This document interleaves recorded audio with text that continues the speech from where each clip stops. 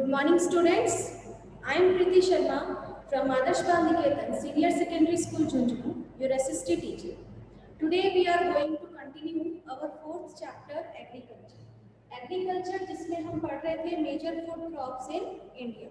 India के कौन कौन से मेजर फूड क्रॉप्स हैं जिसमें राइस और व्हीट के बारे में हमने पढ़ा था.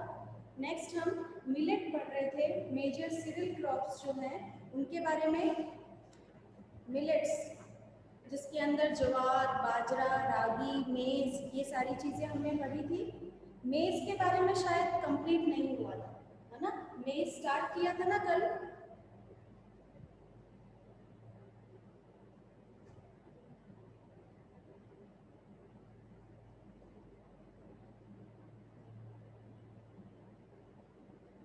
तो आज का जो हमारा टॉपिक है वो है मेज.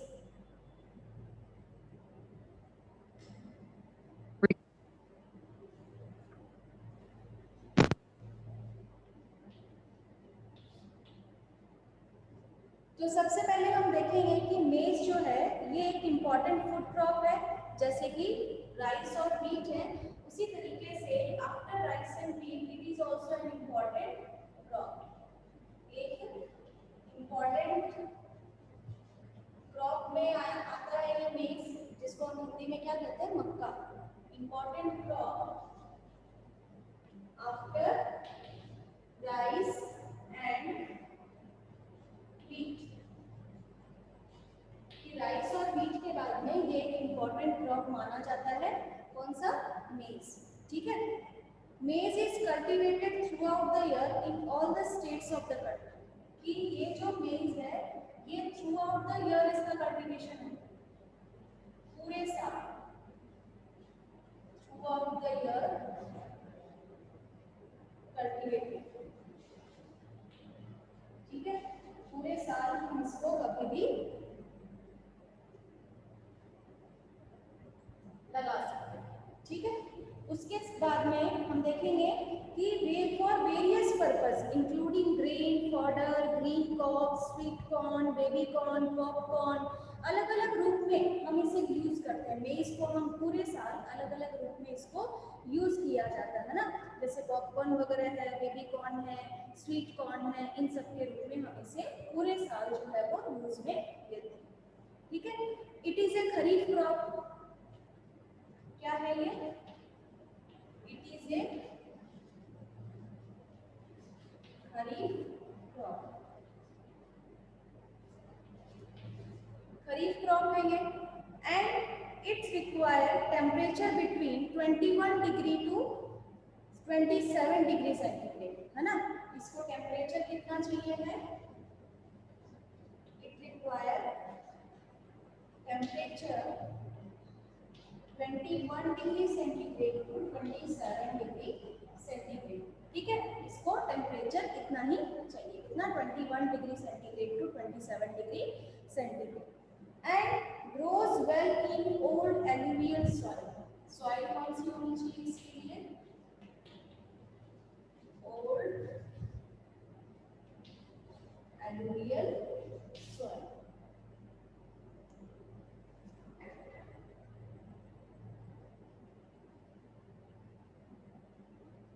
ठीक है.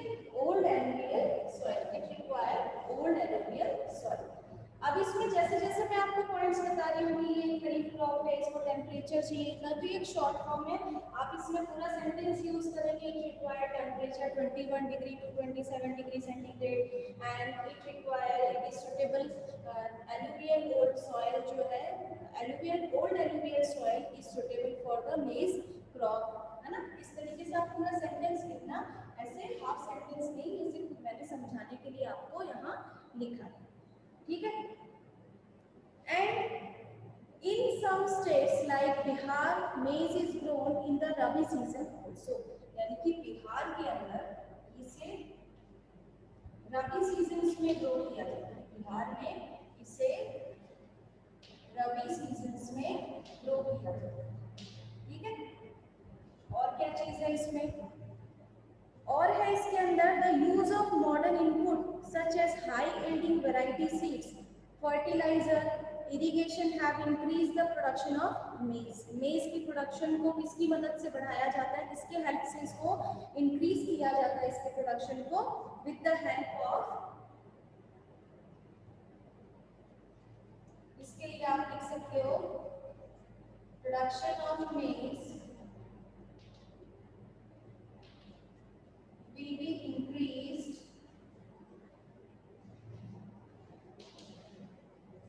with the help of HYP seeds, with the help of HYP seeds, fertilizers, irrigation methods, fertilizers, irrigation methods,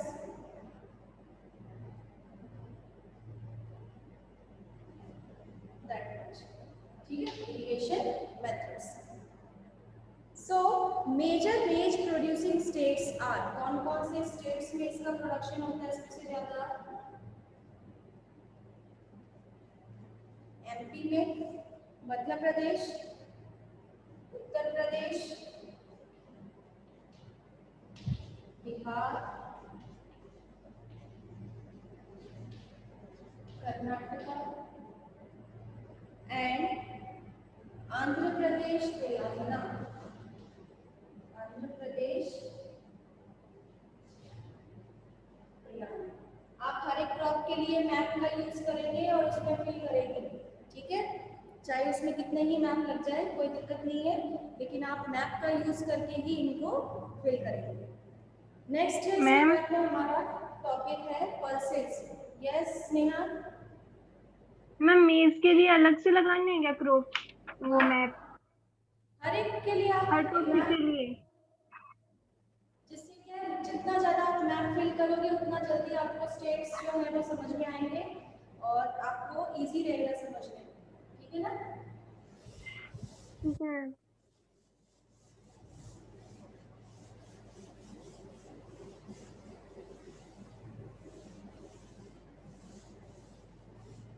next हमारा टॉपिक है पल्सेस।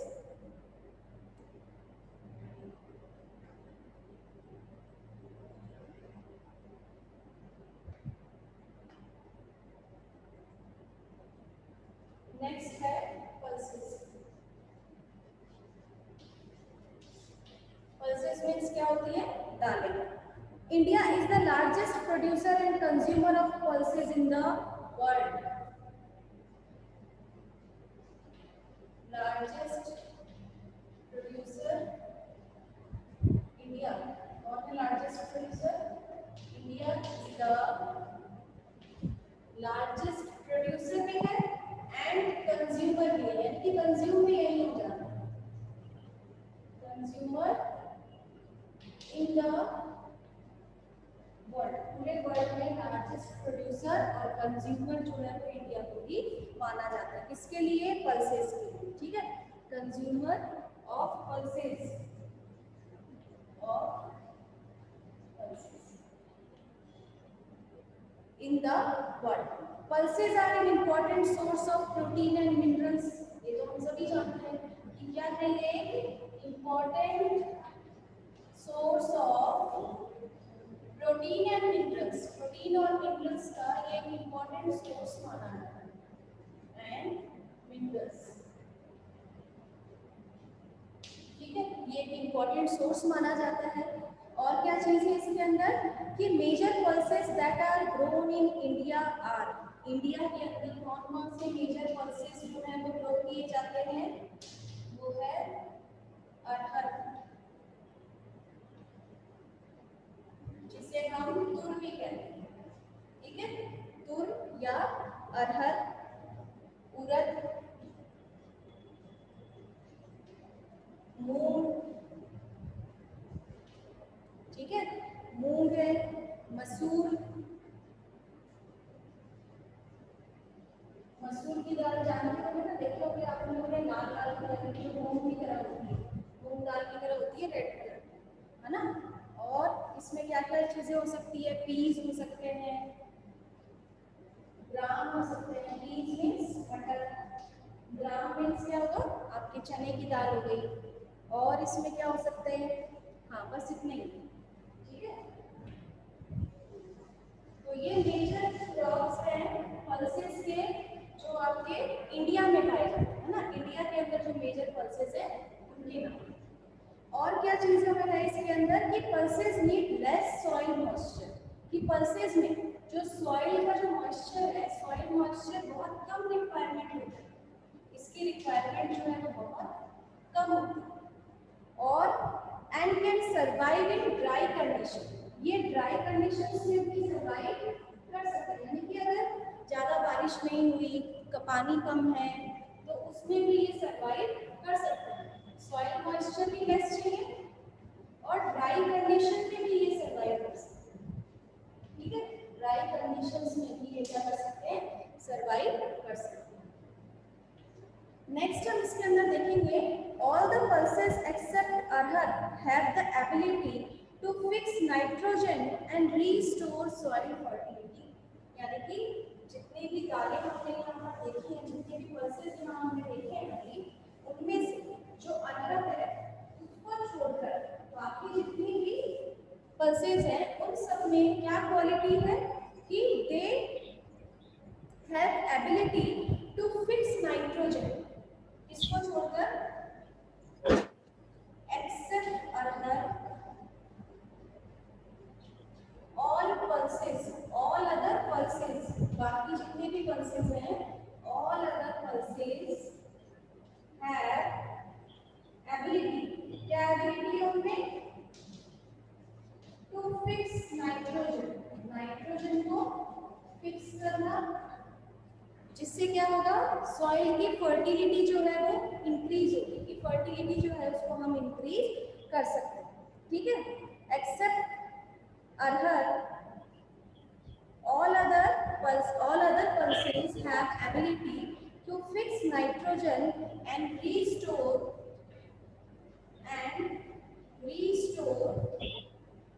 soil fertility, सॉइल की जो फर्टिलिटी है उसको क्या किया जा सकता है, इंक्रीज किया जा सकता है, यानी कि फर्टिलिटी को हम दोबारा, एक बार जहाँ क्रॉप ग्रो हो गए उसके बाद में उसकी जो फर्टिलिटी जो खत्म हो जाती है उसको वापस से रीस्टोर करने का काम करते हैं ये बाकी पल्सेस, ठीक है। After that, they are grown in crop rotation so that the soil gets its nutrients back.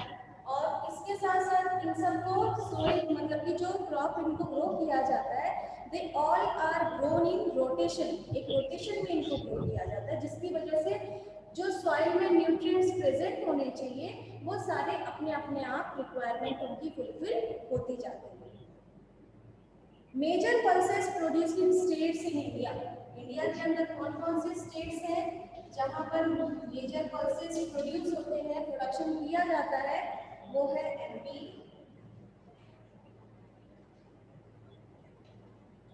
Rajasthan, ठीक है, एमपी में राजस्थान, महाराष्ट्र,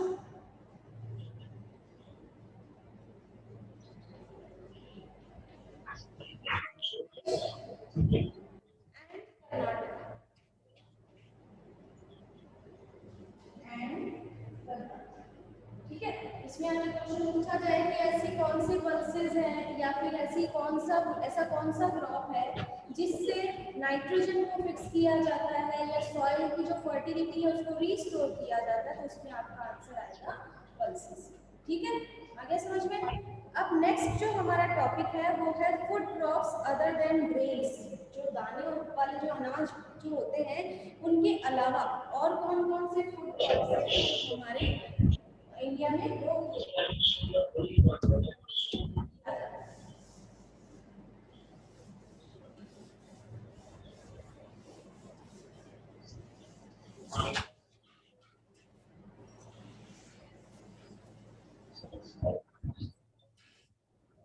तो नेक्स्ट जो हमारा टॉपिक है food crops other than grains, food crops other than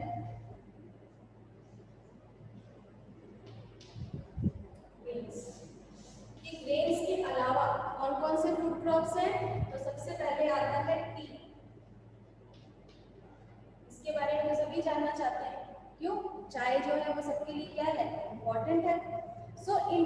one of the largest T producer in the world, पूरे world में largest T producer, India is the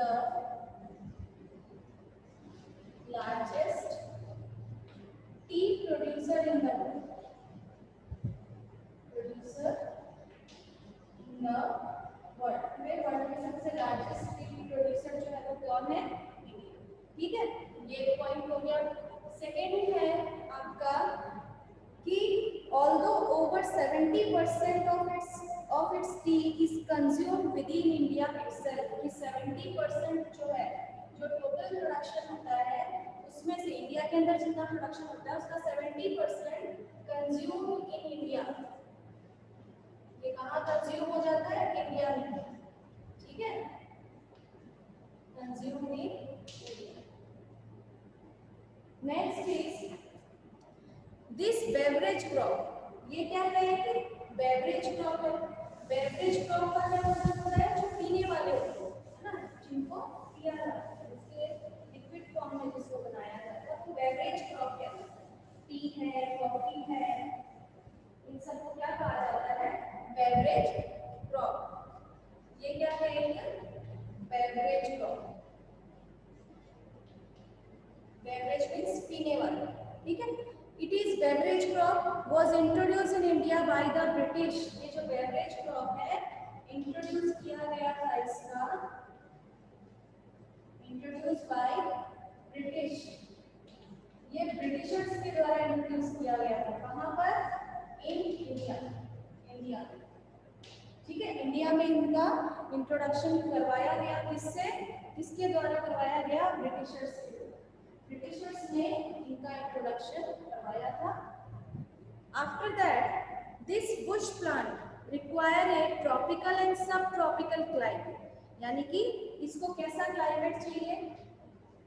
जिसके अंदर मॉइस्चर, वार्म एंड मॉइस्ट, गर्मी भी होनी चाहिए और साथ साथ मॉइस्चर प्रेजेंट होना चाहिए। ठीक है, और क्या क्या चीजें इसकी जरूरत है? फ्रॉस्ट फ्री, यानी कि ज्यादा मतलब कि ठंडा मौसम भी नहीं होना चाहिए, ना ही ज्यादा गर्मी का मौसम होना चाहिए। ट्रॉपिकल और सब ट्रॉपिकल क्लाइमेट जो है, ठीक है, इसे क्या कहा जाता है? बुश प्लांट भी कहा जाता है। बुश प्लांट आप जानते होंगे, जैसे झाड़ियों वगैरह के होते हैं ना, उस तरीके से इनके प्लांट होते हैं, जैसे छोटी छोटी झाड़ियां जो होती हैं। Throughout the year, along with deep and fertile, well-drained soil, यानी कि इसके लिए कैसी सॉइल की जरूरत होती है? Deep and well-drained. Well-drained means continuous flow of rain से वहाँ की सॉइल क्या हो जाती है? अपने आप रिमूव होती जाती है और न्यू सॉइल का फॉर्मेशन होता रहता है। ठीक है, तो वो well-drained सॉइल कहलाता है। well-drained soil and rich in humus and organic matter, कि ह्यूमस और ऑर्गेनिक मैटर में भी ये बहुत ज़्यादा रिच है।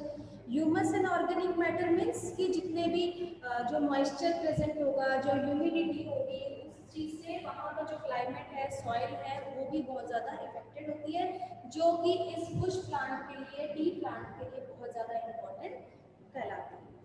Frequent showers evenly distributed over the year are a necessary condition for the growth of tender tea leaves. जो tea leaves हैं उनका कंटिन्यू जो है वो प्लांटेशन किया जाता है, क्योंकि इसकी रिक्वायरमेंट बहुत ज़्यादा होती है। T is grown in 16 states in India. T का जो प्रोडक्शन है वो इंडिया के 16 स्टेट्स में किया जाता है। 16 स्टेट्स इन इंडिया। इसमें आप इसको पूरा लिख लेना, production of T in 16 states in India. ठीक है, इसको पूरा कंप्लीट लिख लेना, 16 स्टेट्स इन इंडिया। तो उनमें से कौन कौन से हैं? आसाम, कौन कौन से स्टेट्स हैं? Assam, West Bengal, Assam, West Bengal, Tamil Nadu,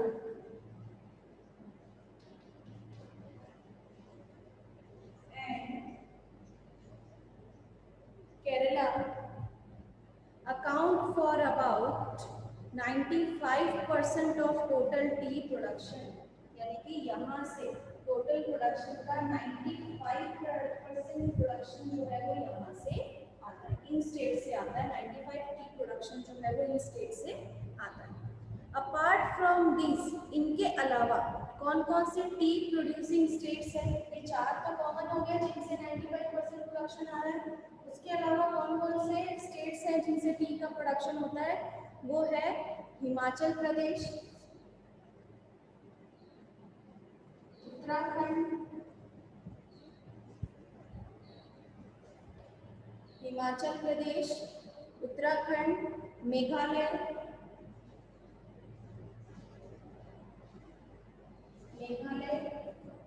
Andhra Pradesh, Meghalaya, Andhra Pradesh and Tripura, ठीक है। ये वो मेजर टी प्रोड्यूसिंग स्टेट्स है जहां से टी का प्रोडक्शन किया जाता है। इसके बाद में नेक्स्ट जो हमारा बेवरेज क्रॉप है वो है coffee.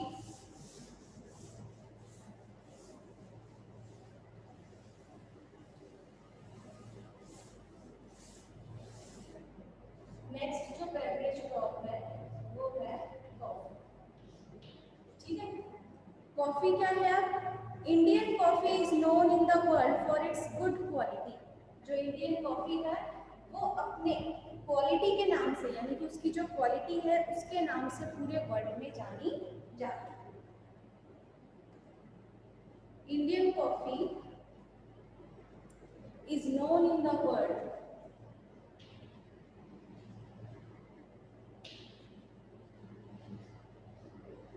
Indian coffee is known in the world for its, इसके नाम से जानी जाती है उसकी क्वालिटी के कारण। इस वजह से उसकी क्वालिटी के कारण इसको जाना जाता है, ठीक है।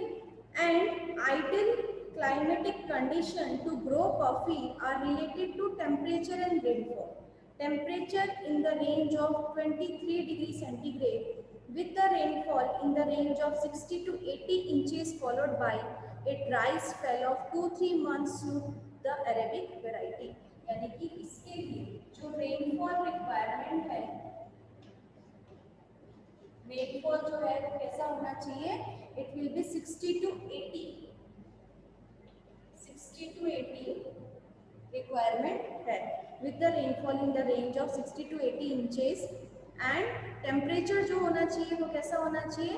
It will be ideal climatic condition, जिसमें ऐसा क्लाइमेट जिसमें कॉफी इजीली ग्रो हो सके, ऐसा क्लाइमेटिक कंडीशन जो है वो उसका होना चाहिए, ठीक है। टेम्परेचर 23 डिग्री, इसका टेम्परेचर जो है वो 23 degree centigrade. So, the Arabic variety initially brought from Yemen is widely produced in India. It has great demand all over the world. Its cultivation was introduced in India on the Baba Budan Hills. इसका जो cultivation है, इसको India में introduce किया गया, जो कि presently आज नीलगिरीज कर्नाटका में। देखो इसको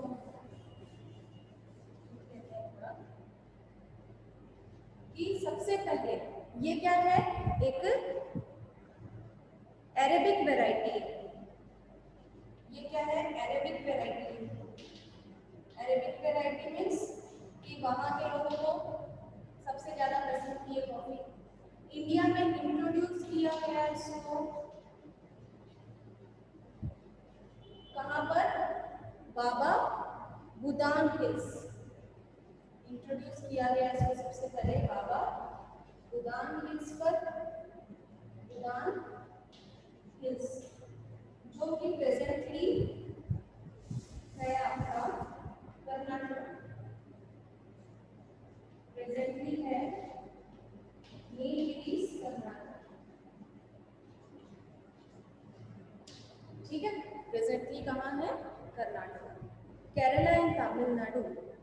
Today its cultivation is confined to the Nilgiris in Karnataka, Kerala and Tamil Nadu, यानी कि इंट्रोड्यूस किया गया था बाबा बुडान हिल्स पर और प्रेजेंटली जो है वो कर्नाटका, तमिलनाडु और केरला में सबसे ज्यादा प्रोडक्शन किया जाता है। फिर नेक्स्ट जो हमारा क्रॉप है वो है sugar can. Sugar cane beverage crop नहीं है, ये कॉफी जो है वो आपका बेवरेज क्रॉप है। इसमें एक पॉइंट और आप इंट्रोड्यूस कर सकते हो कि it is A beverage crop, ठीक है। शुगर कैन ये है हमारा कॉमर्शियल और कैश क्रॉप जिनको हम कह सकते हैं, ठीक है। शुगर कैन जो है उन्हें हम कैश क्रॉप्स भी कह सकते हैं। This is a tropical as well as subtropical crop that require almost a year to grow, यानी कि एक ऐसा क्लाइमेट जिसके लिए पूरे साल जिसकी जरूरत होती है और पूरे साल ही इसको ग्रो किया जा सकता है। It grow well in hot and humid climate. Sugar cane जो है इसके लिए कैसा क्लाइमेट होना चाहिए? हॉट एंड ह्यूमिड क्लाइमेट की रिक्वायरमेंट होती है शुगर कैन के लिए। It grows well in hot and humid climate. It require temperature, इसके लिए टेम्परेचर कितना होना चाहिए? It require temperature 21 degree centigrade to 27 degree centigrade. Annual rainfall 75 to 100 centimetre.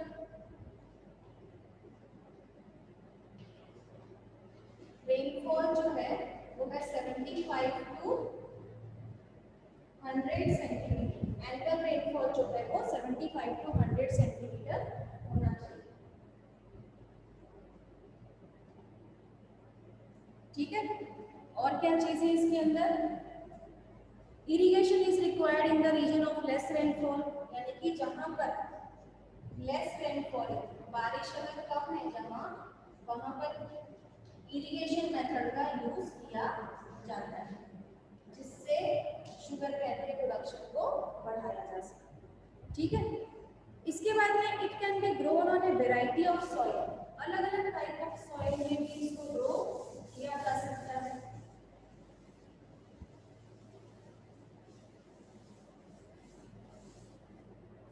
ठीक है, इसके लिए सॉइल जो होती है वो कैसी होनी चाहिए? बस फर्टाइल होनी चाहिए और वेल ड्रेन्ड होनी चाहिए और किसी भी सॉइल में इसको ग्रो किया जा सकता है, ठीक है।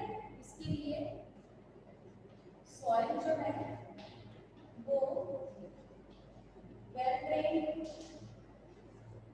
And fertile. कोई पर्टिकुलर सॉइल नहीं है कि इसी सॉइल में ही ये ग्रो कर सकता है, जैसे कि कॉटन के लिए ब्लैक सॉइल रिक्वायरमेंट होता है, तो ऐसा कंपलसरी नहीं है कि इसके लिए यही सॉइल सुटेबल है। ये कोई भी सॉइल हो लेकिन वो कैसी होनी चाहिए? फर्टाइल होनी चाहिए।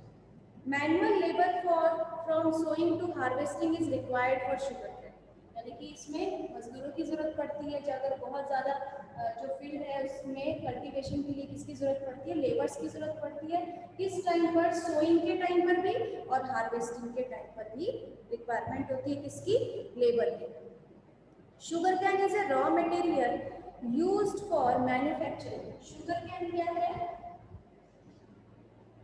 Sugar cane is a raw material. Sugar cane क्या है? एक रॉ मटेरियल है, किसके लिए? For industries.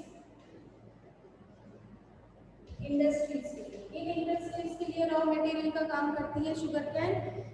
सबसे पहला तो शुगर, जिससे क्या बनती है?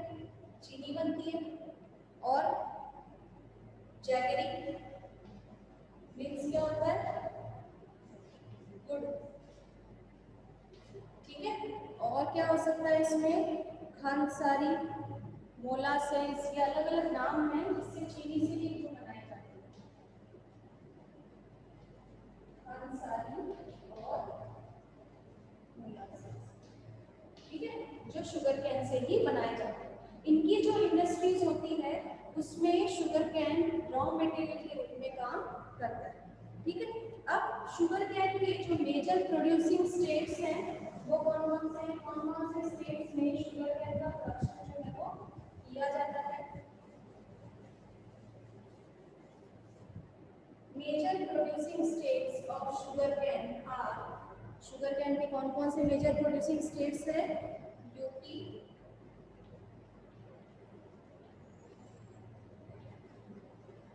महाराष्ट्र,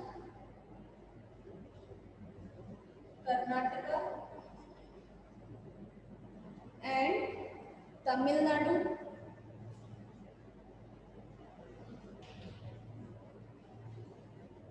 तेलंगाना,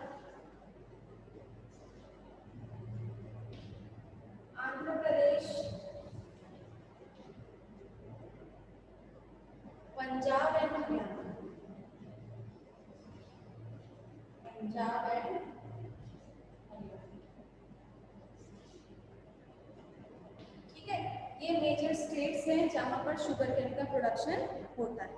नेक्स्ट इसके बाद में जो आता है वो है ऑयल सीड्स। नेक्स्ट है हमारा ऑयल सीड्स। ऑयल सीड्स क्या है? ये भी क्या है? एक कैश क्रॉप है, कॉमर्शियल क्रॉप है, जिससे क्या हो सकता है, जैसे कि लोग क्या करते हैं इसके बदले में पैसे, क्योंकि बहुत सारी जो चीनी है, गुड़ है, ये सारी चीज़ें जैसे इनको भी कैश क्रॉप माना गया, इनको घर में स्टोर करके नहीं रखा जा सकता ज़्यादा दिन तक। उसी तरीके से ऑयल सीड्स प्रोडक्ट्स भी क्या होते हैं? कैश क्रॉप्स होते हैं, कमर्शियल क्रॉप्स कहलाते हैं। The diverse agroecological conditions in the country are favorable for growing oilseed crop, which includes 7 edible oilseeds. यानी कि edible oilseeds means जिनमें बोलते हैं ना ऐसे अनाज जिनसे क्या होता है तेल जो निकलता है, जैसे कि ग्राउंडनट, मूंगफली का तेल, रेप सीड्स, मस्टर्ड है आपका सरसों का तेल है, सोयाबीन ऑयल है, सनफ्लावर ऑयल है, सीसम है। तो ये सारे क्या है? ऑयल सीड्स प्रोडक्ट होते हैं।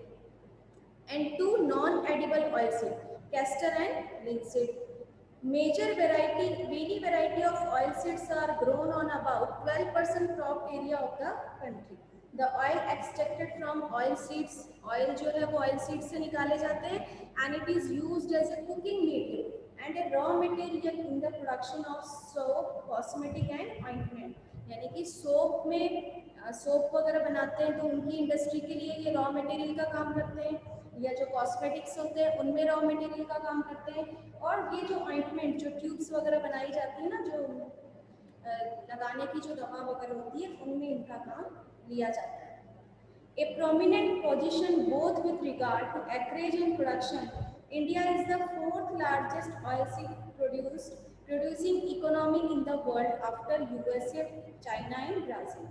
यानी कि यूएसए, चाइना और ब्राज़ील के बाद में इंडिया जो है वो फोर्थ लार्जेस्ट प्रोड्यूसिंग स्टेट्स में आता है जिसमें ऑयल का प्रोडक्शन किया जाता है, which contribute about 10% of the world oil seeds production and 6 to 7% of global production of vegetable oil.